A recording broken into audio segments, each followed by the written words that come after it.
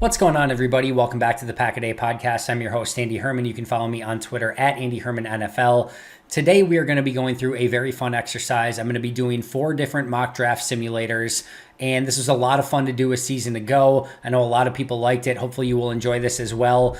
The first thing I will tell you is I have not gone through any of these. I have not clicked or started any of these a single time, so I don't know some of their algorithms and who may be there. You do these enough times and you start figuring out, all right, well, I don't need to pick this player at 22 because they're always there at 28. I have not done a single one of these. So you will get to see exactly my thought process as we go through these mock drafts. I'm only going to do the first 2 rounds. Let's be real. Even trying to predict just picks 22 and 28 is going to be hard enough, much less the second round or anything past that. So we will do Green Bay's first 4 picks, the first 2 rounds with each of these 4 simulators. I'm going to be doing this as Brian Gutekunst. So not what I would do, not what I would like to see Green Bay do, but what I think Brian Gutekunst would actually do based on their tendencies, based on what they prioritize, based on Green Bay's needs, etc. So the last thing I will mention here is I'm not going to take anyone that's like blatantly obviously not going to be there. So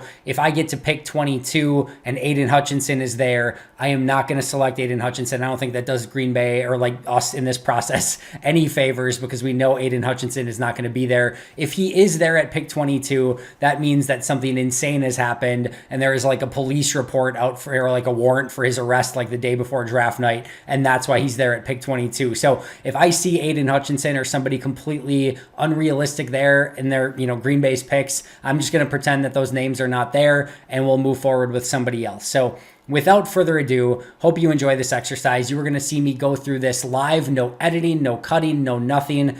These will be my 4 mock draft simulators. Hope you enjoy. I know a lot of you have probably gone through these already, but let's take a look at, we're going to go through Pro Football Focus first. So pick 22, we will see what is on the clock. And this is a very interesting result right off the bat because if you start looking at what Green Bay prioritizes, there is not a lot here that Green Bay really prioritizes. So we're looking at premium position players, highly athletic, usually younger, and a lot of these things do not hit. So I do think Daxton Hill would be very much in consideration, but that would be a bit of a reach at pick 22. Trevor Penning, I also think would be in the potential running here. However, I do also think that him being a little bit older in this situation may maybe make Green Bay not as excited about that pick. But based on how this is, I know George Pickens is a huge fan. A lot of people want Green Bay to select him. I know wide receiver is going to be a big position.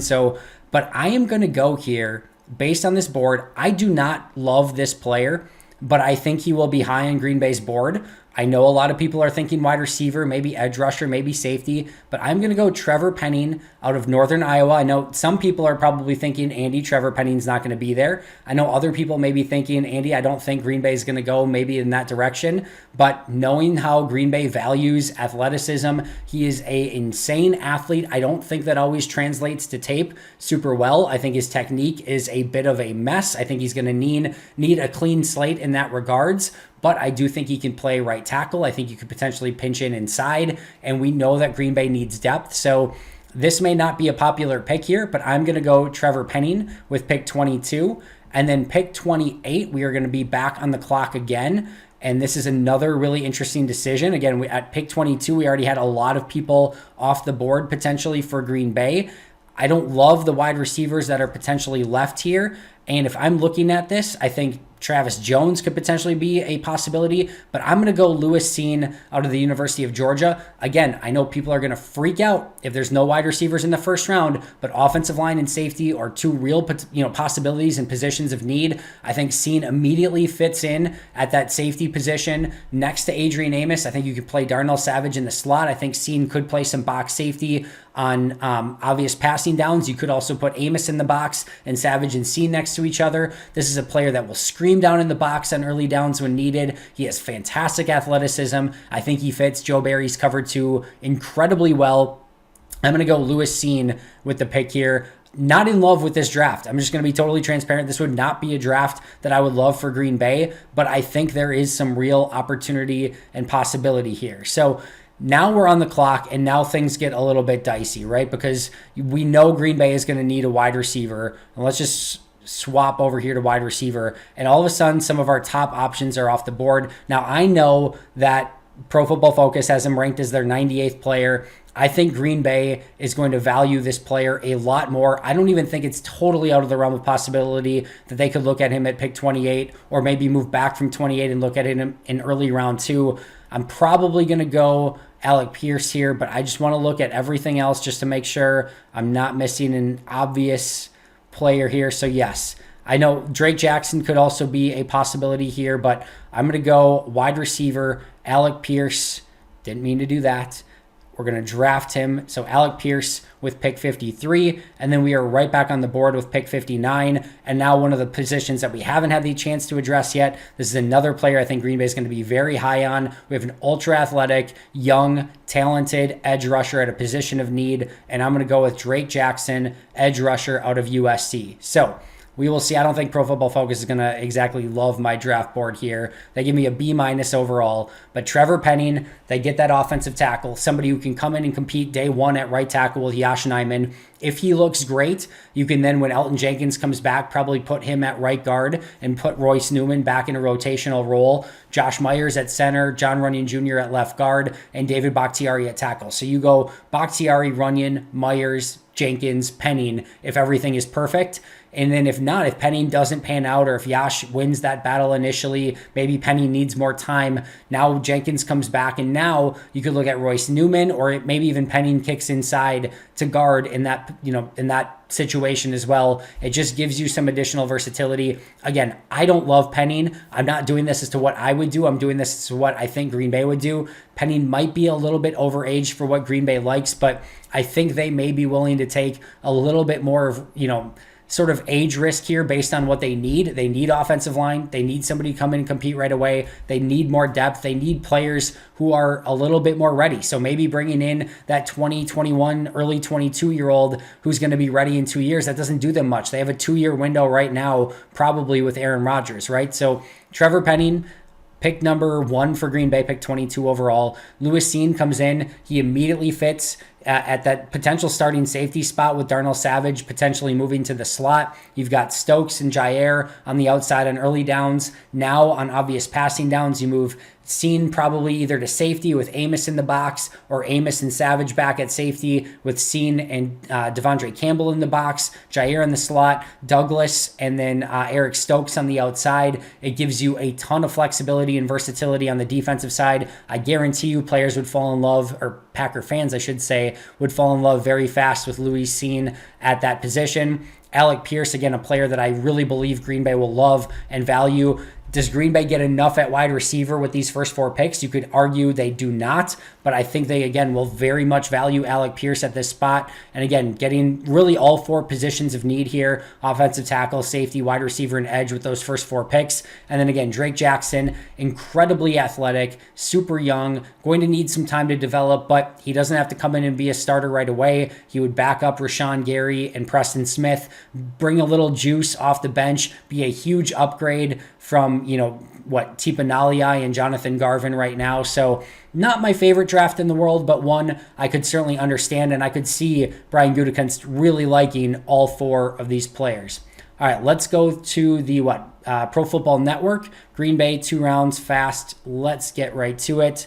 And let's see. All right, we're going, and we will get to pick 22 here in a second. All right, pick 23 and 87.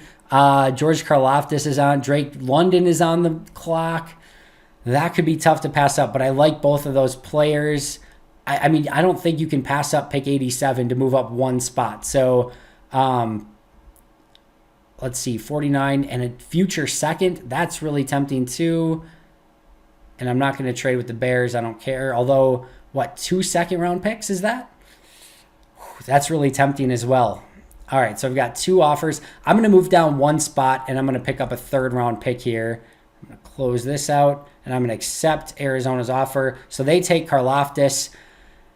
And now I get a future second. I'm going to reject that offer. All right, so I'm going to stay on the board. So Karlaftis is gone by getting an extra 3rd. I pass on Karlaftis, which is a bit of a bummer. But in this situation, I do think Drake London is a realistic an option and an opportunity here. He is the wide receiver that I think actually could realistically, I know people are talking about like pick 10, pick 12, etc. for London. I think he could fall. These bigger wide receivers haven't exactly been in vogue in recent years, but I do think that this is a player that Green Bay could really like. I do think he could potentially be there. I move down one spot, I pick up a third, and I get Drake London. I'm going to be pretty excited about that. I don't think London, this is another player I don't love, but I think at this spot, it's really hard not to take. I'm assuming I just hit the plus. All right, yep. So I get Drake London at 23. All right, let's just see what's on the board here. I sort of feel, all right, 3 offers again, 40, 49, and 61. So I can move down to pick 40 and pick up a future second round pick. I don't love this draft, all right? So me getting a future second round pick from Denver, it's probably a late second next year with Russell Wilson at quarterback. But to move down 12 spots, I think the difference in this draft from pick 28 to pick 40 is minimal. So I'm going to accept this offer. I have to give up pick 258. I don't care about that, but I'm picking up a second rounder for next year. I love that opportunity, so I'm going to go with that. All right, that's another tempting trade actually, but I'm going to reject that. And I mean, 4 spots down. I don't know how realistic this is, but to move down 4 spots, that's really tempting. To pick up another third round pick, let's do it. Let's get crazy. Why not? Now we're going to reject. We got to pick players eventually here. So this is really interesting because a lot of players here that I think Green Bay would really, really like. And again, we're not going to be on the board again until pick 53, so we're about 9 picks away. But Devontae Wyatt could be an option. I'm going to go in a direction that I don't think a lot of people are expecting here. George Pickens would be a realistic option. This is very interesting. This is going to be a very unpopular pick. I'm just going to say this right now. But the more that I think about it, Quay Walker just screams Green Bay Packer to me. He hasn't had the production. He wasn't the star at Georgia. But this just feels like such a Green Bay pick. I'm really torn here because there's a bunch of different directions I could go in. But I'm going to go Quay Walker. Again, not what I would do. I would not pick Quay Walker at all. But just like Quay Walker's been on my mind lately as a player that I really think Green Bay will like a lot more than the consensus, a lot more than Packer fans. So I'm going to go Quay Walker here. I hope I'm wrong. And then I'm not going to take that trade or that trade. All right, now we end up on the board again at pick 53. We have George Pickens and Alec Pierce both on the board. And then let's see, Drake Jackson again would be another opportunity. But once again, I can't say enough. I really think Green Bay is really going to value Alec Pierce. So I'm going to take him at 53. Let's see, we have 2 picks. Pickens is still there. I'm taking Pickens here. I'm going to reject that offer, reject your offer, and I'm going to get out of here with George Pickens. And I know we didn't exactly address Trey McBride's another really interesting scenario, but I'm going to get out of here with 2 wide receivers. Hopefully you guys will be happy with that and forgive me for I guess I took 3 wide receivers. I forgot I took London first. But all right. Either way, and they're not going to take 3 receivers here, but so pretend we're going to go back in time and we're going to take Drake Jackson at pick 59 here. So we're going to have Drake London, Quay Walker, Alec Pierce, Drake Jackson at pick 59, and then we get Denver's second round pick as well. So Pierce and London, if you want London and Pickens as well, you could go in that direction. Quay Walker at pick 44 to buoy that linebacker position, and then again Drake Jackson at pick 59, not George Pickens. So pick between the 2. I don't think Green Bay would take 3 wide receivers. So that's what we're going to do there. Let's move to the draft network, and we will start this draft, and we will see what happens here. All right, so we are up to pick 13. This one takes a little bit longer, apparently. All right, so pick 22, Chris Olave, George Karlaftis is on the board. Boy Mafe, Seen, Nakobe Dean. I'm going Karlaftis. I just think he's a player that Green Bay is going to love. Shorter arms. That's the only thing that doesn't hit for what Green Bay loves. Everything else is like exactly what they look for. I'm going Karlaftis at pick 22. Let's see what happens at pick 28 here. Devin Lloyd is really tempting. I don't think that is super likely that he is there. Let's see what else is available. Scene could be, again, an option here. We already picked an edge rusher. I will reluctantly, in this situation, I just don't think Devin Lloyd would really possibly be there. Let's see. What do we do? Karlaftis at pick 22. Just going through all the different options here just to make sure I'm not missing on something. All right, I will go with Devin Lloyd. I don't think that's super realistic, but I don't think it's entirely out of the realm of possibility. So, I mean, obviously, I think Green Bay would have to be absolutely in love with that situation, being able to get those two defensive players at the beginning of their draft. Now we are at pick 53, and we are going to have to take a look at what is available here. Let's just take a look at... Apparently it doesn't allow us to... Oh, here we go. So wide receivers very picked over. Again, I know I'm a broken record here, and I know he's probably going to be available at pick 58 because they have him at 92nd on their board. But I'm going to go Alec Pierce there at pick 53. And then... So we got Karlaftis, Lloyd, Pierce... And let's see. I just think in this situation, Travis Jones is far too good of a value to pass up on. Trey McBride would have been an option as well. I know this is a bit more defensive than probably people would like with Karlaftis, Lloyd, and Travis Jones. But, man, you get an edge rusher. You get a really good stout run defender in Travis Jones. Devin Lloyd, a rangy linebacker. And then Alec Pierce at wide receiver to help your offense. You really missed on offensive line in this situation. You don't get a ton of, crazy wide receivers here, but I love this draft. Easily my favorite so far. Again, not sure how likely Lloyd or Travis Jones are at those two spots, but I would be absolutely thrilled with that pick or that selection for Green Bay. And then last but not least, we're going to do FanSpeak. Second round, we're going to do Ross Uglum of Packer Report because, of course, why not? And let's draft... All right, so let's get to pick 22 here. Should go relatively quick. All right, so we got Karlaftis is on the board again. Scene, Watson, Jameson Williams. Man, that would be something. I don't think that's realistic, so I'm not going to go with Jameson Williams. Once again, I'm going to go with Karlaftis on this one. I just think if he's on the board, I think Green Bay is going to run to the podium. Pick 28, I'm going to go Daxton Hill, just to go in a little bit of a different direction than we've gone in so far. Let's go to the next round. All right, here we are. And let's see, I know I'm just going to do this over and over, so I apologize if you hate me for this already, but I'm going to go with Alec Pierce in this situation. I just think he's such a Green Bay pick. I'm not obsessed with Alec Pierce. I think he's a nice player, but I am very much obsessed with the idea that Green Bay would absolutely love him, and probably not. He probably ends up going to Chicago or something because, of course, or Minnesota. And then let's just flip things up a little bit here as well. Let's go with Trey McBride here at pick 58. Boy Mafe would be really interesting as well. A little bit overaged. Cam Thomas, Perrion Winfrey would be interesting. Let's go Trey McBride in this one.